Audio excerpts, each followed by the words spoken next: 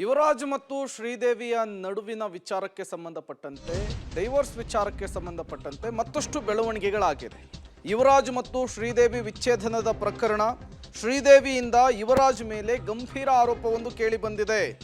ಏನದು? ಅಮೆರಿಕಾದಲ್ಲಿರುವಂತಹ ಶ್ರೀದೇವಿ ಇದೇ ವಿಚಾರಕ್ಕೆ ಸಂಬಂಧಪಟ್ಟಂತೆ ಮಾತನಾಡಿದ್ದಾರೆ. ಉನ್ನತ ವ್ಯಾಸಂಗಕ್ಕೆ ನಾನು ಅಮೆರಿಕಕ್ಕೆ ಹೋಗಿರೋದಾಗಿ ತಿಳಿಸಿದ್ದಾರೆ.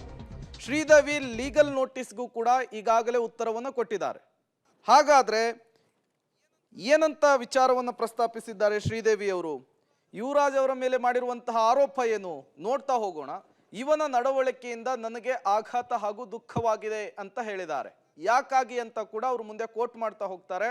ಮಾನಸಿಕವಾಗಿ ಕಿರುಕುಳವನ್ನ ನಾನು ಇವನಿಂದ ಅನುಭವಿಸಿದ್ದೇನೆ, ಯುವರಾಜ್ ಕುಮಾರ್ನಿಂದ ನಾನು ಅನುಭವಿಸಿದ್ದೇನೆ ಅಂತ ಹೇಳಿ ಅವರು ಪ್ರಸ್ತಾಪಿಸಿದ್ದಾರೆ. ಅದರ ಜೊತೆಗೇನೆ ಕುಟುಂಬದ ಜೊತೆಗೆ ಸೇರಿ ನನಗೆ ಯುವ ಅನ್ಯಾಯವನ್ನ ಮಾಡಿದ್ದಾರೆ ಅನ್ನುವಂತಹ ವಿಚಾರವನ್ನು ಕೂಡ ಪ್ರಸ್ತಾಪಿಸಿದ್ದಾರೆ. ಆ ಅನ್ಯಾಯ ಏನು ಅನ್ನೋದನ್ನು ಕೂಡ ಅವರು ವಿವರಿಸ್ತಾ ಹೋಗ್ತಾರೆ. ಮಾನಸಿಕವಾಗಿ ಕಿರುಕುಳ ಕೊಡ್ತಾರೆ, ಹಣಕಾಸಿನ ವಿಚಾರಕ್ಕೂ ಕೂಡ ಕಿರುಕುಳ ಕೊಡ್ತಾರೆ, ಜೊತೆಗೆ ದೈಹಿಕವಾಗಿಯೂ ಕೂಡ ನನ್ನ ಮೇಲೆ ಕಿರುಕುಳ ಆಗಿದೆ ಅನ್ನುವಂತಹ ಆರೋಪವನ್ನ ಯುವರಾಜ್ ಕುಮಾರ್ ಮೇಲೆ ಅವರ ಪತ್ನಿ ಮಾಡಿರುವಂಥದ್ದು. ನಿಂದನೆ, ಅಪಮಾನವನ್ನ ನಾನು ಅವರಿಂದ ಅನುಭವಿಸಿದ್ದೇನೆ ಅಂತ ಕೂಡ ಅವರು ಪ್ರತಿಕ್ರಿಯೆ ಕೊಡುವಂತಹ ಸಂದರ್ಭದಲ್ಲಿ ಈ ಅಂಶವನ್ನು ಕೂಡ ಉಲ್ಲೇಖಿಸಿದ್ದಾರೆ.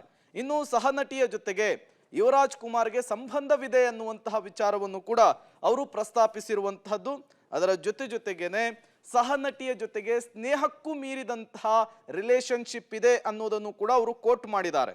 ಇನ್ನು 1 ವರ್ಷದಿಂದಲೂ ಕೂಡ ಸಹನಟಿಯ ಜೊತೆಗೆ ಅವರು ನಂಟಿದೆ, ಸಂಬಂಧ ಇದೆ ಅನ್ನೋದನ್ನು ಕೂಡ ಅಲ್ಲಿ ಅವರು ಪ್ರಸ್ತಾಪಿಸಿರುವಂತಹದ್ದು. ಕಳೆದ ಡಿಸೆಂಬರ್ನಲ್ಲಿ ಈ ವಿಷಯ ನನಗೆ ಗೊತ್ತಾಗುತ್ತೆ, ಸಹನಟಿಯ ಜೊತೆಗೆ ರಿಲೇಶನ್ಶಿಪ್ ನಲ್ಲಿರುವಂತಹ ವಿಚಾರ ನನಗೆ ಗೊತ್ತಾಗುತ್ತೆ ಅಂತ ಹೇಳ್ತಾರೆ.